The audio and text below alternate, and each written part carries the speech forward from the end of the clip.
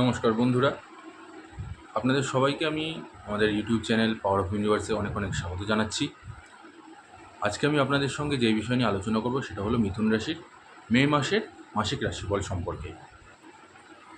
মে মাসের মাসিক রাশিফল মিথুন রাশিদের জাতক জাতিকাদের জন্য কীরকম আসতে চলেছে, ভালো খারাপ শুভ অশুভ সমস্ত দিকগুলো নিয়ে আলোচনা করব এবং সেই সাথে এই মাসের একটি প্রতিকার বলে দেবো, মে মাসের প্রতিকার, যে প্রতিকারটি করলে আপনাদের অনেকটা বাধা বিপত্তি কেটে যাবে। তাই ভিডিওটি না টেনে শেষ পর্যন্ত দেখার জন্য আপনাদের সকলের কাছে আমার অনুরোধ রইল।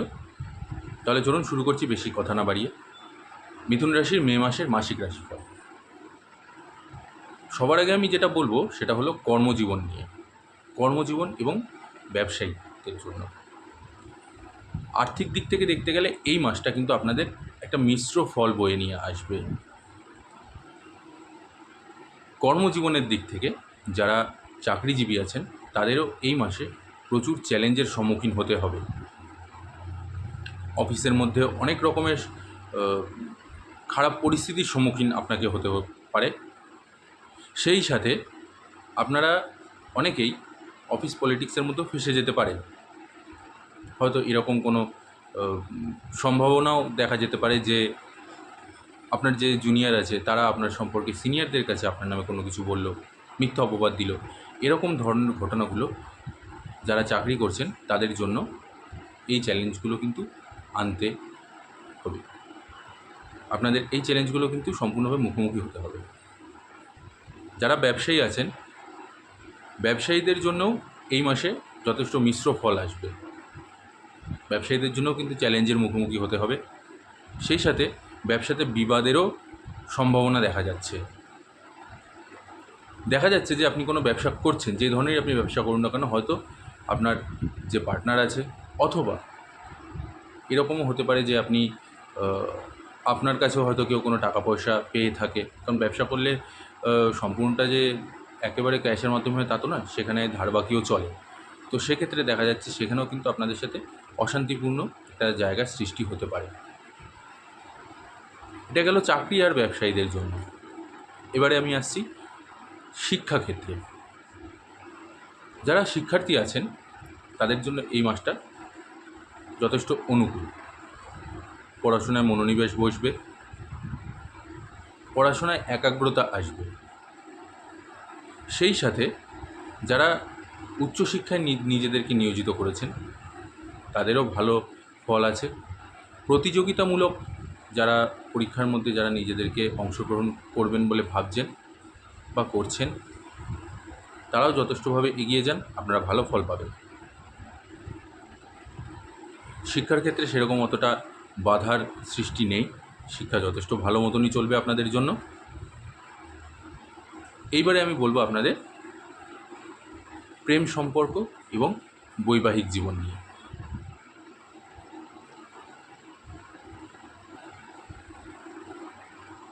যেসব জাতক জাতিকারা প্রেম সম্পর্কের মধ্যে রয়েছেন তাদের জন্য এই মাসটা যথেষ্ট অনুকূল। আপনাদের একে অপরের প্রতি আরও ভালোবাসা বাড়বে, দৃঢ় হবে, সমৃদ্ধি হবে। একসাথে কোথাও ঘুরতে যাওয়ারও কোনো পরিকল্পনা যদি করে থাকেন সেটাও সাকসেস হবে। দাম্পত্য জীবনে যারা রয়েছে, যারা বিবাহিত জাতক জাতিকা, তাদের জন্যও এই মাসটা যথেষ্ট ভালো। কোনো রকম কোনো অশান্তির যোগ নেই। আপনাদের মধ্যেও প্রেম প্রীতি ভালোবাসা এবং রোম্যান্টিকতা উভয়ই যথেষ্ট ভালোভাবে বেড়ে উঠবে। সেই সাথে আরও একটা যোগ দেখা যাচ্ছে, সেটা হচ্ছে আপনাদের বাইরে যাওয়ারও কোনো সুযোগ রয়েছে।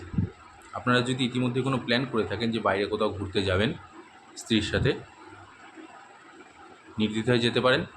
আপনাদের যথেষ্ট ভালো সময়, খুব আনন্দ করে সেই জায়গায় যান, ঘুরে আসুন, মন ভালো থাকবে, শরীর ভালো থাকবে, যথেষ্ট ভালো সময় কাটাবেন আপনারা একে অপরের সঙ্গে। এবার আমি বলবো আপনাদের পারিবারিক সম্পর্ক নিয়ে। পারিবারিক সম্পর্কের দিক থেকে দেখতে গেলে কিন্তু পরিবারের মধ্যে এই মাসে যথেষ্ট ঝামেলা অশান্তির একটা যোগ রয়েছে। আপনাকে কেউ সেরকমভাবে গুরুত্ব দেবে না, আপনার কথাকে কেউ সেরকমভাবে গুরুত্ব দেবে না। পরিবারের মধ্যে একটা অশান্তিপূর্ণ পরিবেশ সৃষ্টি হবে। সেই সাথে ঝামেলা ঝঞ্ঝাট এগুলোও লেগে থাকবে। বাবা মায়ের সাথে হোক, ভাই বোনদের সাথে হোক, বা দাদা দিদি যেই থাকুক না কেন, তাদের সবার সাথেই আপনাদের মধ্যে সম্পর্কের একটা বিঘ্নিত ঘটবে। এইবারে আমি বলবো আপনাদের স্বাস্থ্য নিয়ে। স্বাস্থ্যের দিক থেকে দেখতে গেলে মিথুন রাশির জাতক জাতিকাদের মায়ের স্বাস্থ্যের কিন্তু অবনতি হতে চলেছে। যদি ইতিমধ্যেই কোনো রকম কোনো স্বাস্থ্যের অবনতি হয়ে থাকে, তাহলে ডাক্তারের সাথে যোগাযোগ করুন, তাদের পরামর্শ নিয়ে চিকিৎসা শুরু করুন। সেটাকে ফেলে রাখবেন না, অবহেলা করবেন না, নতুবা এটা ভবিষ্যতে গিয়ে আরও বড় রকমের সমস্যার সৃষ্টি করতে পারে। স্ত্রীর স্বাস্থ্য যথেষ্ট ভালো আছে, তবে আপনার স্বাস্থ্যের কিন্তু ধ্যান দিতে হবে। বিশেষ করে এই যে ওয়েদার চেঞ্জ হচ্ছে হুট করে, এই ওয়েদার চেঞ্জে কিন্তু আপনাদের ইনফেকশন হওয়ার একটা যোগ রয়েছে, অ্যালার্জেটিক একটা কোনো রকম কোনো রোগের যোগ রয়েছে। এই ওয়েদার চেঞ্জের জন্য আপনার অ্যালার্জির সমস্যা আসতে পারে, সেই দিকে ধ্যান দিতে হবে।